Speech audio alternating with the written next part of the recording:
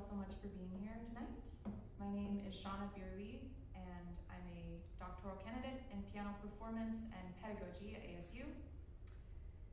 And I'm very excited to be talking with you tonight about some aspects of musical communication. So the lecture is titled How Aspects of the Ploger Method Inform Musical Interpretation, Communication, and Piano Performance.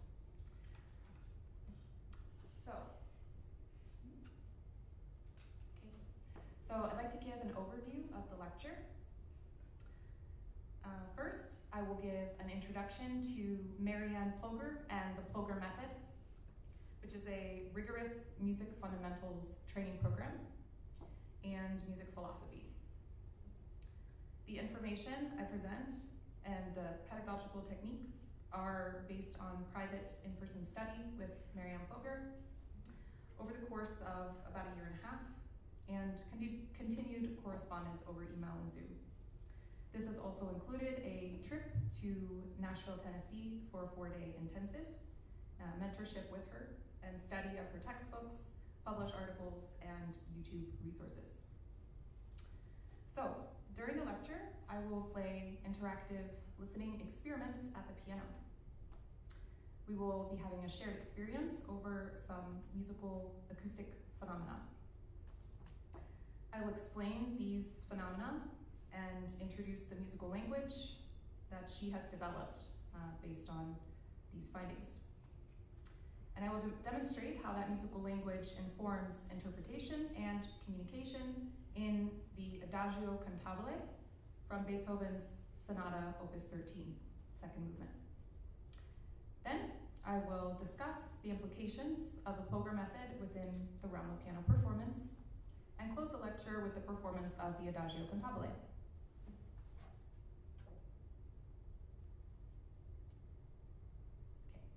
So I'd like to share a quote from Dr. Charles Rochester Young, who is a well-known composer and director of the School of Music at the University of North Carolina at Greensboro. At the urging of her mentor, Nadia Boulanger, Professor Ploger has quietly spent the past 40 years developing her musical discoveries into teaching and learning strategies with the potential to revolutionize the music world. During this time, Professor Ploger has viewed her students' initial difficulties as doorways for discovering new and improved teaching methods, rather than as a lack of talent on the student's part. Her insights have significantly improved our understanding of musical acoustics, sensation, and real-time perception.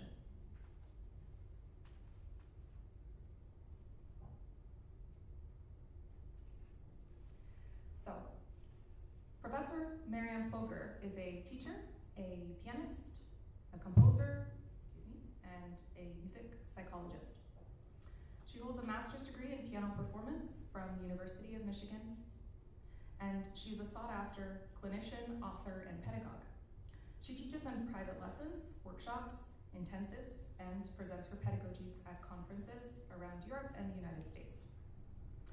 She's written multiple textbooks on musicianship, including her book, The Ploger Method, Crafting a Fluent Musical Mind.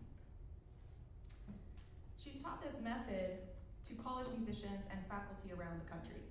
From 2008 to 2021, she was director of the musicianship program at Vanderbilt University's Blair School of Music, where her method was employed in all the musicianship courses and is still the bedrock of that program today.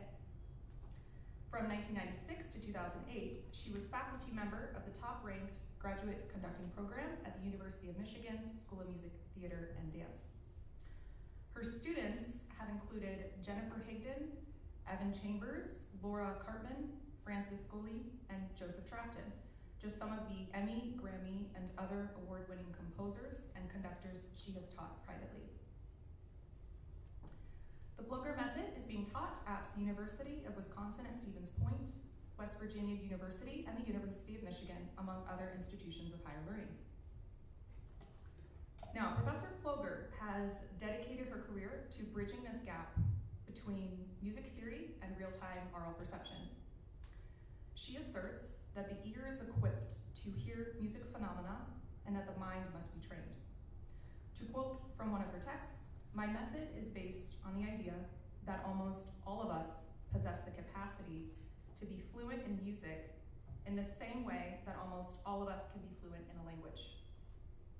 So while painters know their colors and chefs know their ingredients, musicians, can also identify basic elements in music by ear relatively quickly, such as intervals and at the speed of music, as quickly as we can perceive things through our other senses. This is the philosophy. By building this musical fluency and consciously understanding the elements at hand, we can enhance musicality, music interpretation, and have more effective and convincing performances. So the Ploger method is grounded in multisensory experiences. This reflects how we perceive the world every day as humans.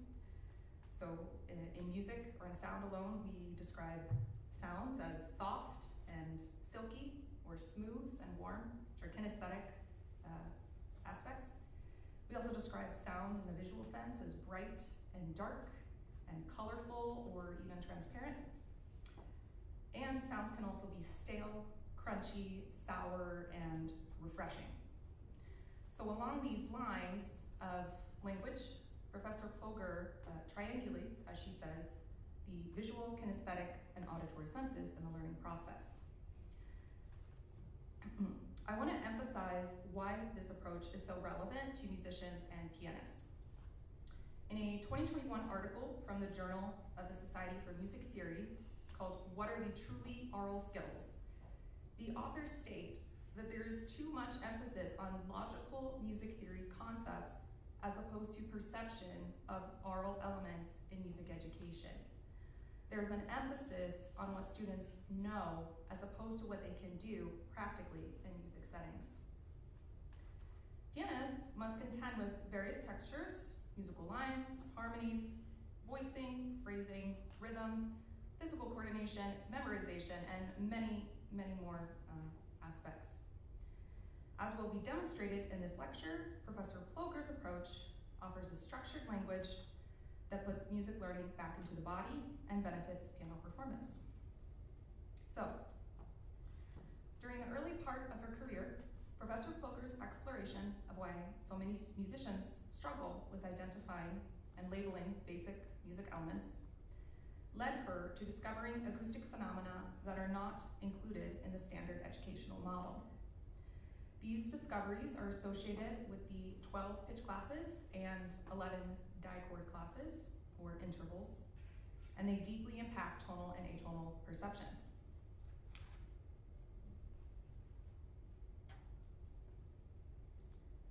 So, we're about to begin our listening experiments, but first, a little background. In the Western system, the music octave is divided into 12 equal parts or semitones, and this produces 11 different combinations of intervals at the keyboard. Professor Ploger uses the term dichord, which is the sonic interaction of two things which will explain why they sound the way they do. She characterizes dichords and describes them on the basis of their acoustic perceptible qualities and translates that into a concrete language that can be implemented while playing music in real time. So we're going to be practicing the first aspect of the dichord theory, which is interference pulsation.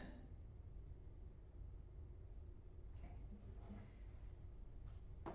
Professor Ploger has observed that dichords have a rhythmic pulse of 2, 4, or 8 hertz, that is 2, 4, or 8 beats per second. So I'm going to set a metronome to 60 beats per minute, so 1 per second. And we're going to practice getting familiar with these rhythmic pulsations. So the first one is a dissonant. So it's going to sound, when we hear dissonant, 1, 2, 3, 4, 5, 6, 7, 8, 1, 2, 3, 4, 5, 6, 7, 8, 1, 2, 3, 4, 5, 6, 7, 8, 1, 1, 1, 1, 1, 1, 1, 1. So that is dissonant. Modal, the second one, pulses at 4 hertz. 1, 2, 3, 4, 1, 2, 3, 4, 1, 2, 3, 4. And it has this wavy, undulating appearance, and also we can represent it in the hand like that. And the perfect are going to be 1, 2, 1, 2, 1, 2, 1, 2, 2 hertz. And these are smoother. So in each, I encourage you as we do this to use the visual, because the dissonant are jagged, and it's Professor Ploger developed this to represent that faster rhythmic pulse. The modal are more undulating, wavy for the slower pulse, and then the perfect are clear and have straight lines. Okay, so we're going to practice a little bit. So I'm going to say 1, 2, 3, 4, and you'll say dissonant, because we're going to be doing this quickly at the speed of how music would really be happening. So it'll be 1, 2, 3, 4, dissonant. 1, 2, 3, 4, dissonant. 1, 2, 3, 4, dissonant. 1, 2, 3, 4, dissonant. Great. And because it's a rhythmic phenomenon, we want to be right on target. 1, 2, 3, 4, dissonant. 1, 2, 3, 4, dissonant. Okay? Again. 1, 2, 3, 4, dissonant. 1, 2, 3, 4, dissonant. 1, 2, 3, 4, dissonant. 1, 2, 3, 4, dissonant. 1, 2, 3, 4, dissonant. 1, 2, 3, 4, dissonant. 1, 2, 3, 4. Very good. Awesome. Let's practice the modals. 1, 2, modal. 1, 2, 1, 2, 1, 2, 1, 2, 3, 4. 1, 2, 3, 4. 1, 2, 3, 4. 1, 2, 3, 4. 1, 2, 1, 2, 1, 1, perfect, 1, perfect, 1, 1, 2, 3, 4, 1, 2, 3, 4, 1, 2, 1, 2, 1, 1, perfect, 1, 2, 3, 4, 1, 2, 3, 4, 1, 2, 3, 4, 1, 2, 1, 2, 1, 2, 1, 2. Very good. Okay, I think we're ready to listen.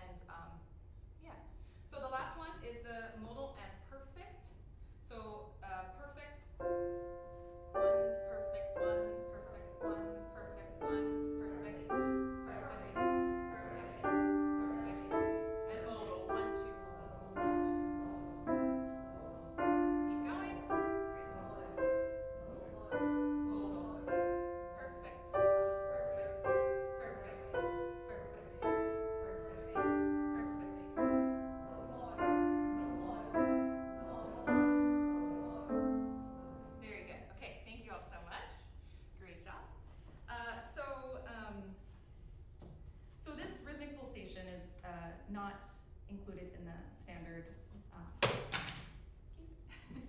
excuse me, at least it didn't turn on. Okay. It's not included in the standard model for education. So this is a new, it's not new, but it's probably new for most of us here tonight. So, in terms of the musical language, Professor Ploger translates each rhythmic pulsation pattern into musical expression.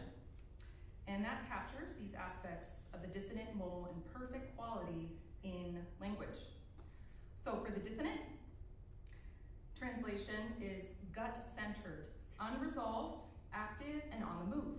This suggests movement, anticipation, what's next, what's coming, and this includes the seconds and the sevenths in music. The modal are the heart-centered. These are the dichords that have feelings, feel fluid, undulating, and express concepts or feelings like love, grief, happiness, joy, or anguish. And these are the thirds and sixths. And then finally, the perfect are the head-centered dichords, and these represent thinking, structure, mental concepts, integrity, logic, and so on. And this is reflected in the slower rhythmic pulse. So I just want to demonstrate this real quick. So the dissonant are the action-oriented.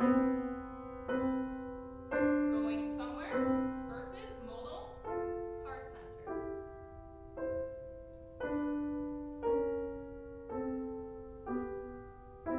Versus the perfect, head-centered. So words like integrity, honor, clarity.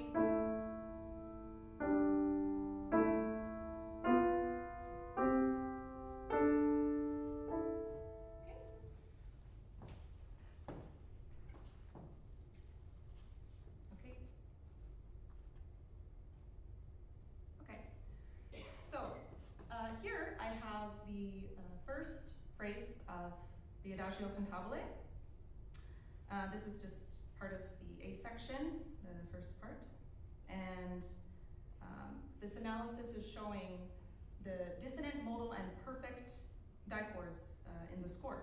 I've notated. So this is referring to the harmonic dichords between the soprano and the bass. With this information, pianists can build awareness of these gut, heart, and head-centered qualities. So as you can see, looking across, the A section is modal throughout, sounding emotional and fluid.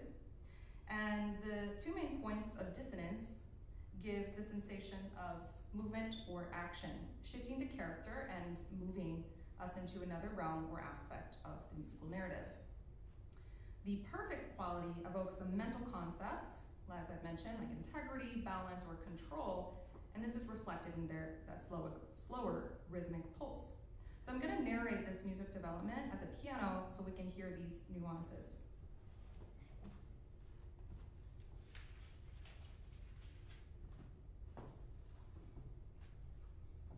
So it starts with the modal. Modal, emotional. Perfect. Modal. Modal. Perfect. This feels like honorable and clear.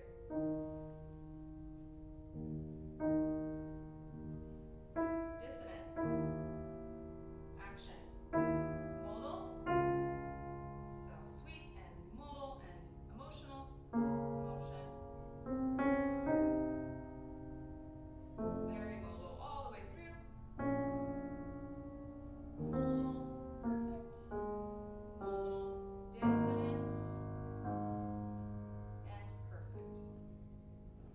Okay. So, to summarize, interference pulsation contributes to pianistic interpretation of the Adagio Cantabile in a few key ways. It draws attention to the musical interaction between the soprano and the bass line and what it's communicating, which are arguably the most important voices in a texture like this one. This allows for a deep immersion into the narrative of the phrase, and how the character is developing continuously. It avoids generalizations about musical meaning or broad sweeping statements about what is intended by the line. And it requires that pianists focus carefully on crafting an interpretation one note at a time or one chord at a time that's reflecting the different aspects. This approach is similar to how we perceive music, one thing leading to another and to another developing over time. And it bases the interpretation on this process. Okay, so I'm now going to add another layer to this analysis. Tonocentricity is an acoustic phenomenon from the Ploger method that informs our perception of sound. The tonocentric model explains that there's a reference tone, one, in the center, that's surrounded by dissonant, modal, and perfect pitches in tonal and modal music. To quote from Professor Ploger, the scale degree tendencies resemble a magnetic field where the tonic is the attractor in the center. Scale degrees sound dissonant, modal, and perfect as a result of this relationship. Additionally, all tones and tonal music are being impacted by the tonocentric model. This makes every 2 and 7 dissonant in the key, every 3 and 6 modal, and every 4 and 5 perfect in relationship to the tonic of the key that is active for major and minor. Additionally, as you can see here, the 5, 6, and 7 are negatively charged, pulling up to the tonic, whereas the 2, 3, and 4 refer down and are positively charged, pulling down. Okay, I'm going to demonstrate this now at the piano.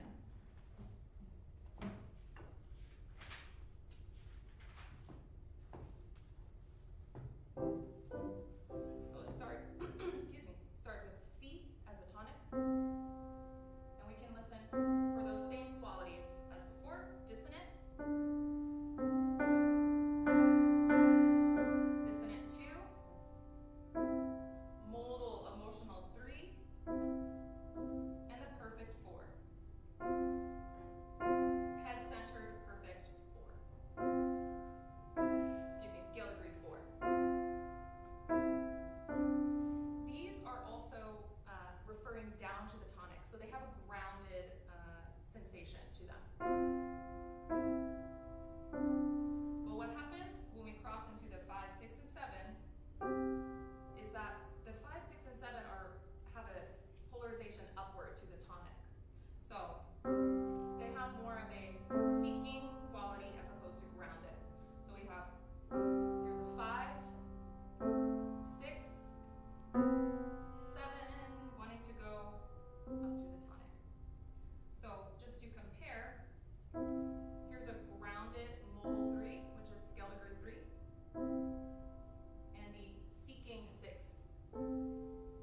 Modal, but because of this tonocentricity, it has a different character, seeking and searching. We'll do the same for dissonant.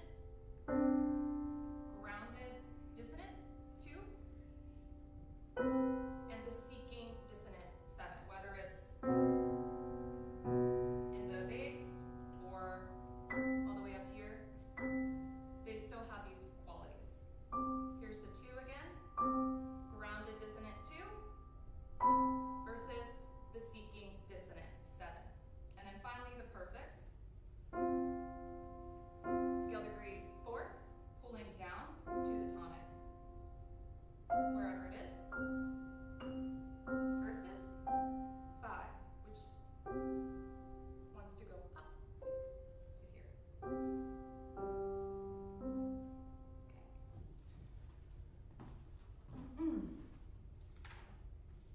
So, this model, here we go. So, again, I have here the scale degrees. I meant to change this slide about 2 minutes ago. Sorry about that. But here I have the scale degrees and their qualities as dissonant, modal, and perfect. But this is adding another layer to those qualities because of that reference being to be pulled down or to be pulled up, giving a different character for the scale degrees. So this approach from the Plocher method contrasts to this standard educational model. It's well known that scale degree 7, or the leading tone, strongly leans upward to the tonic,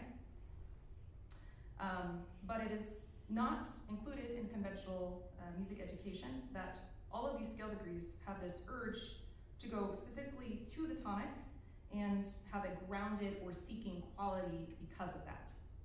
Additionally, they are not described as having these dissonant, modal, and perfect qualities that evoke the gut, heart, and head-centeredness that we've discussed. So this impacts perception and interpretation of tonal music. So let's see what is added to the analysis when we consider tonal centricity along with the interference pulsation.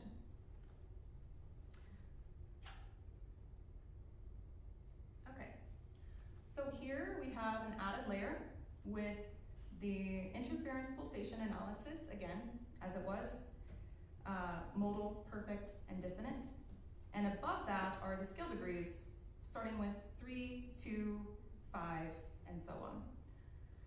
So now these scale degrees have the information we've just discussed baked within them. So the modal 3 is grounded. The 2 is dissonant. The 5 is, anyone remember? Perfect, fantastic.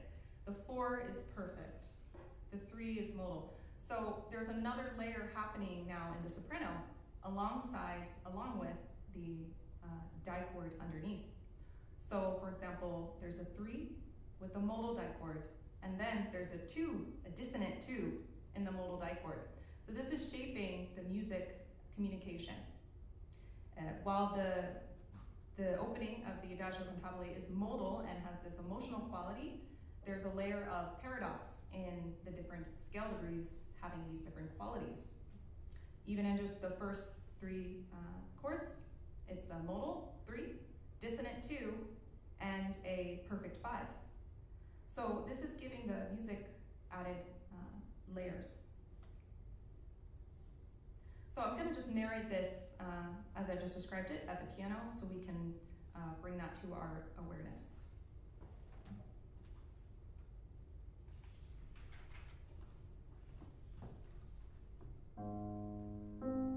So again, the modal dichord with the modal 3 in the soprano. Modal emotional dichord, but now with the 2 that wants to move down and is grounded, pulling down. And then from there, again, another modal dichord, but with the head-centered 5 in the soprano. So 3, 2 to the 5, which is clear, has a clarity to it, all the while still being in that emotional landscape. So another key point is just a little bit further in the same system, the first dissonant, where it's deep. We have the first dissonant dichord there. And what's really special about this when we think about the scale degrees and the interference pulsation is that the dissonant has this emotional release from dissonant to modal. And part of the reason is that it's dissonant and it's not only modal with the dichord, but that 6 has that searching quality, wanting to go up to the tonic. So it feels like it floats instead of 3, which would feel more grounded. So it really gives that like transcending but still heartfelt quality to it.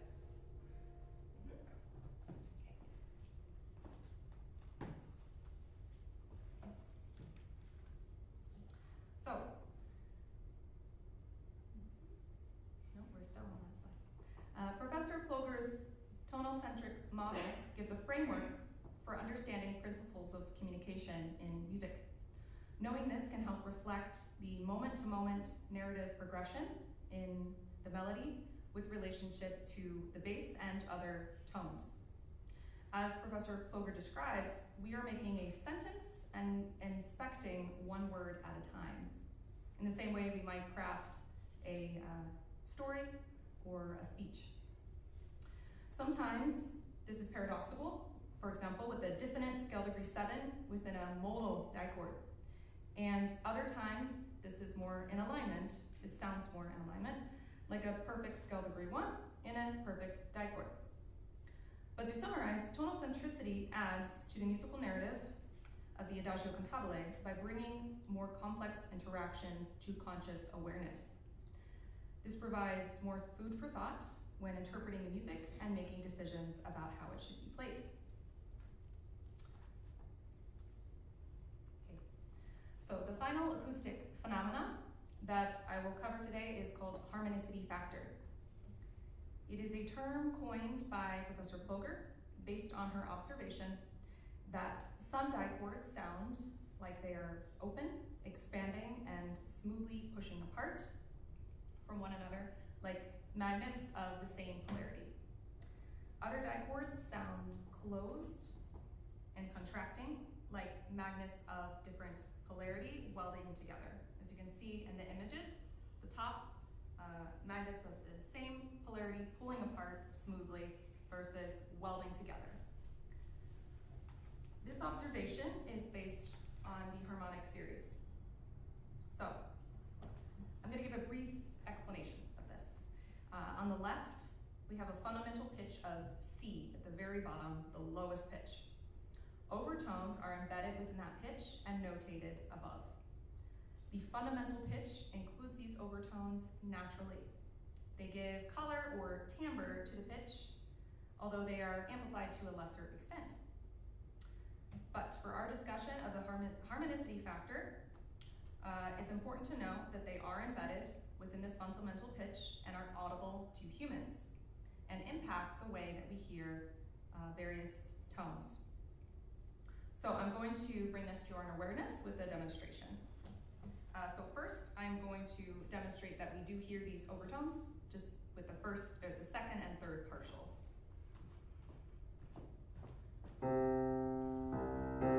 So in any pitch, all of these pitches, all of these overtones are sounding in this particular pitch. So we can hear these and we are metaconsciously aware of them.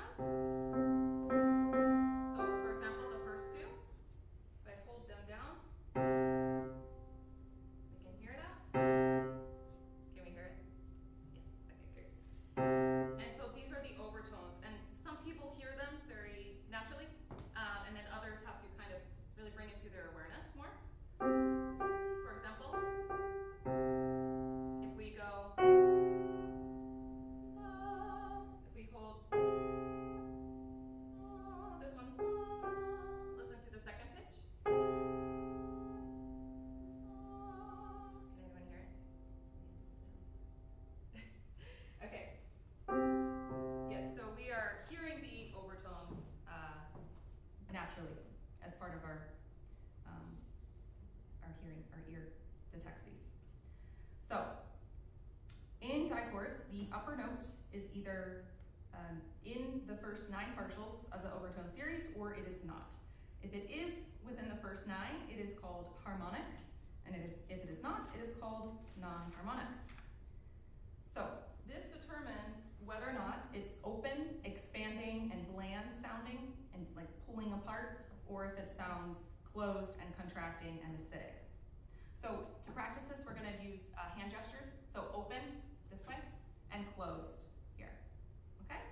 So I'm going to start by just playing harmonic dichords, and then we'll just practice with open, and you'll hear that it shifts to close.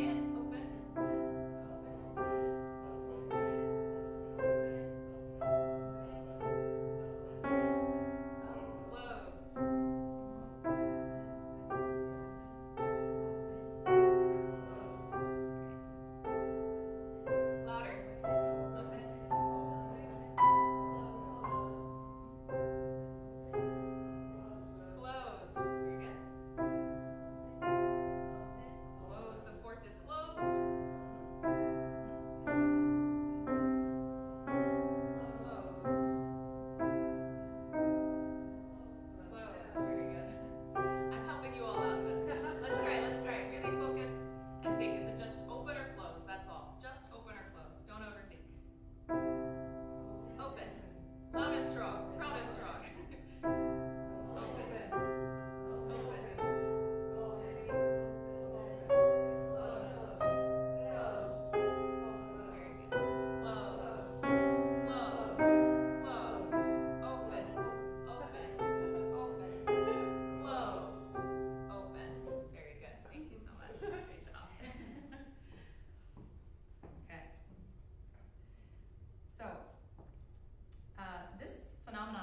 Perceiving this allows us to tell the difference between different types of seconds, thirds, sixths, sevenths, and the perfect fourth and fifth. And this is something that a lot of musicians struggle with to perceive. And I personally believe part of the reason is that they're not taught that these factors are there. So it explains why the major second is dissonant, but also expanding, versus the minor second, which is dissonant, but contracting, closed. So open, dissonant, close, dissonant. What about this one? Open or close? Open. Closed. Major sixth, minor sixth in the third. Open and closed. Okay, so we can hear this pretty easily, right? So that's the idea, that our ears are ready to perceive these different sound factors. Okay. So I want to demonstrate now how this applies to the analysis of the Adagio cantabile. Okay.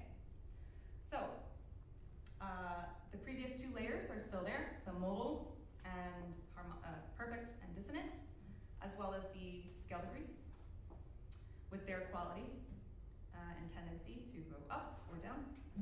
And along with that, the harmonic and non-harmonic aspect. So H is blue and stands for harmonic, which is the open, and NH is red for the non-harmonic, closed. So this gives more nuance to what the music is communicating. And I'm going to narrate this now at the piano.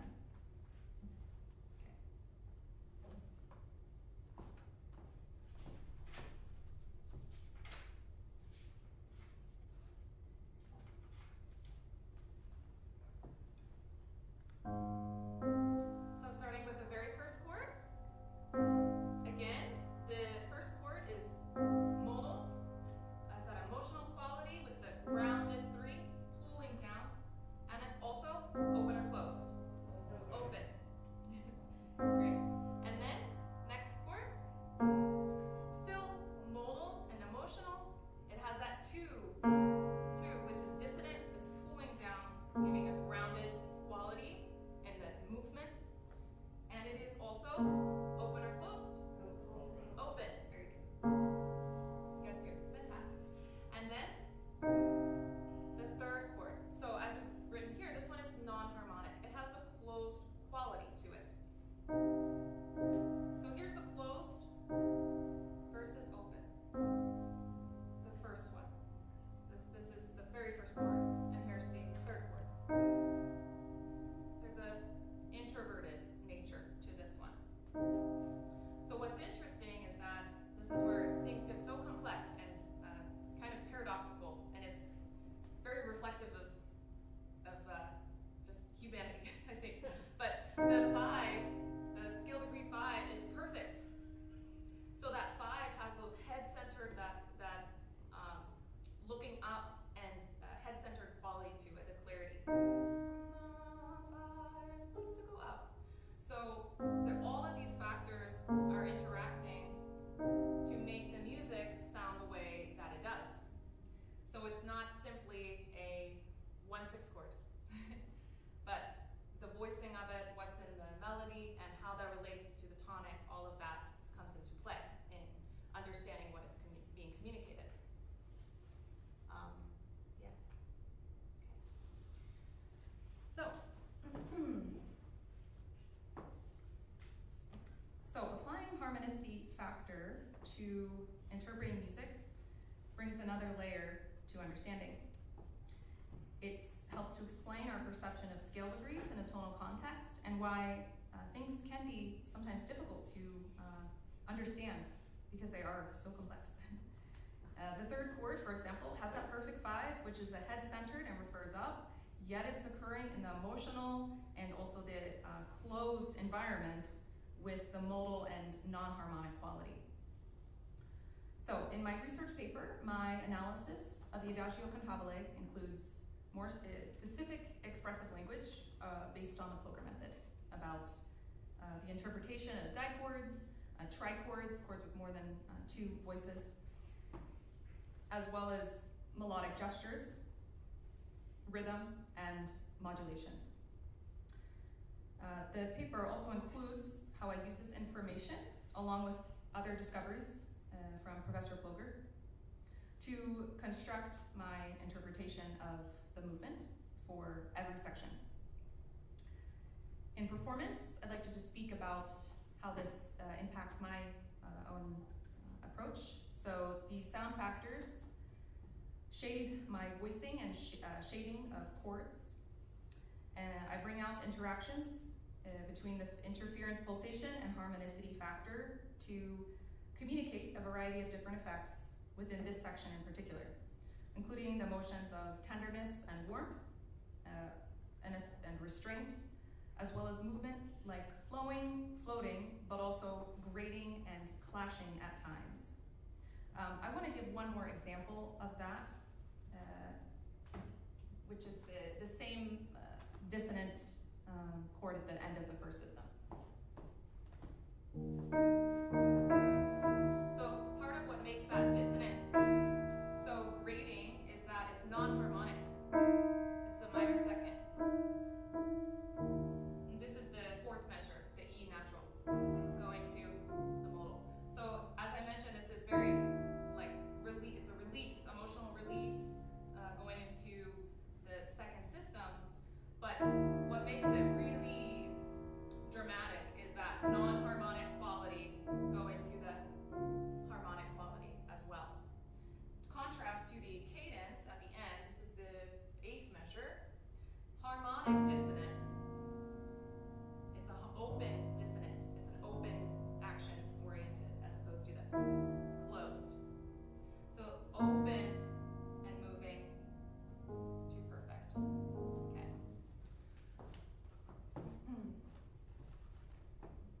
So, understanding these complex interactions, I personally try to accentuate the paradoxes and help create a rich and nuanced musical interpretation that aligns with the acoustic elements that I'm observing, and that hopefully makes for an immersive performance.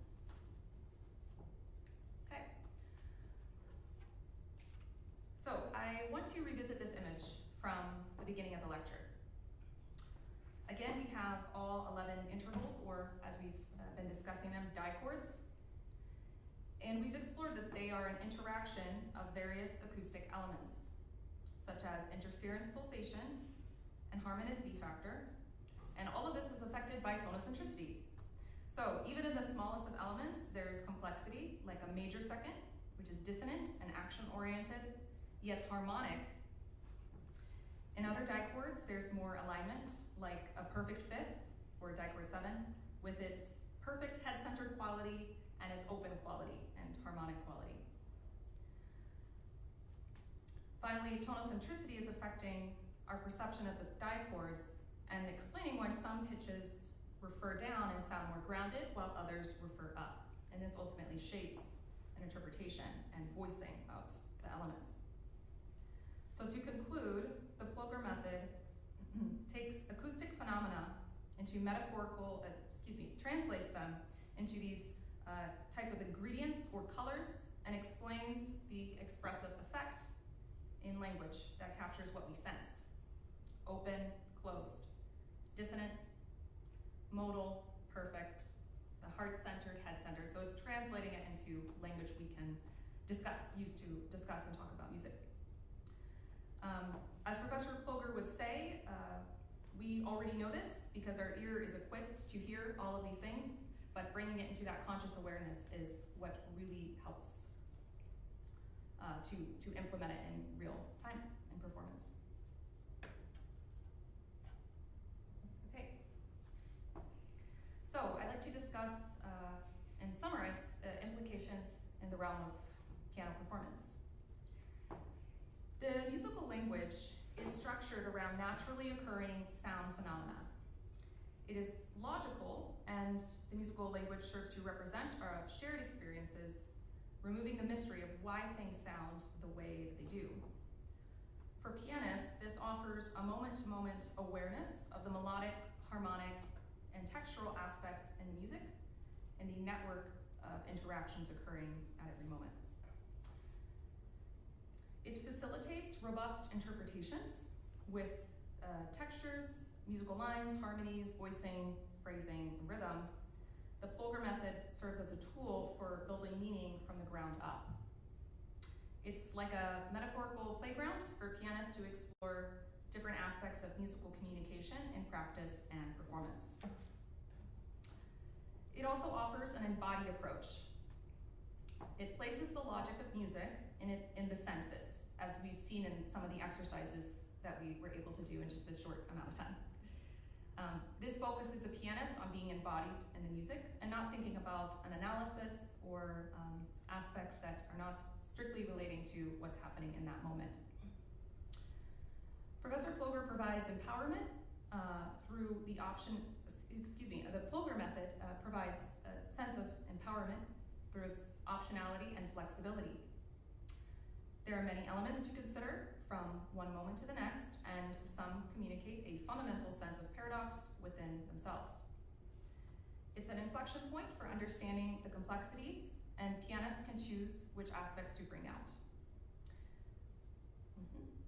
Finally, the Plogger method is pedagogically efficient. The exercises are straightforward and focused on developing fluency with the musical language at the instrument.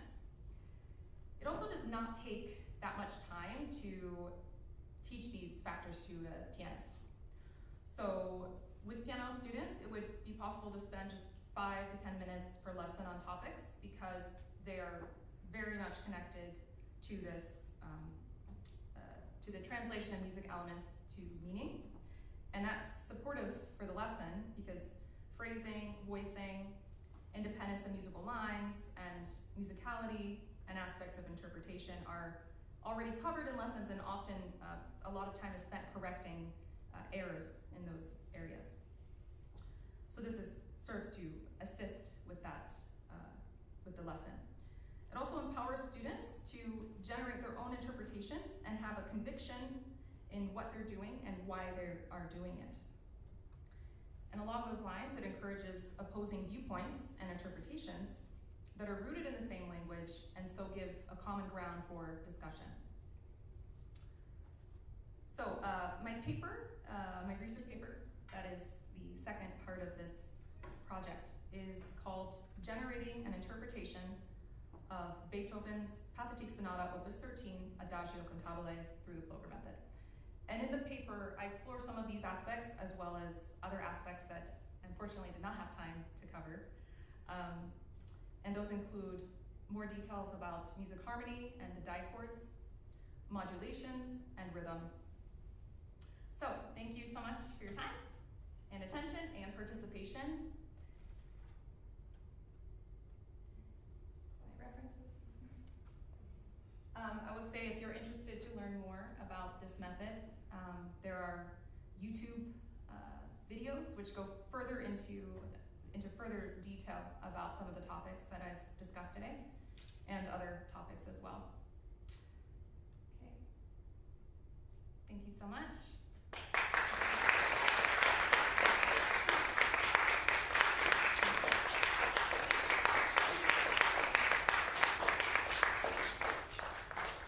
Okay, thanks. I'm now going to play my interpretation of the Adagio Cantabile from the Pathetique Sonata. Thanks.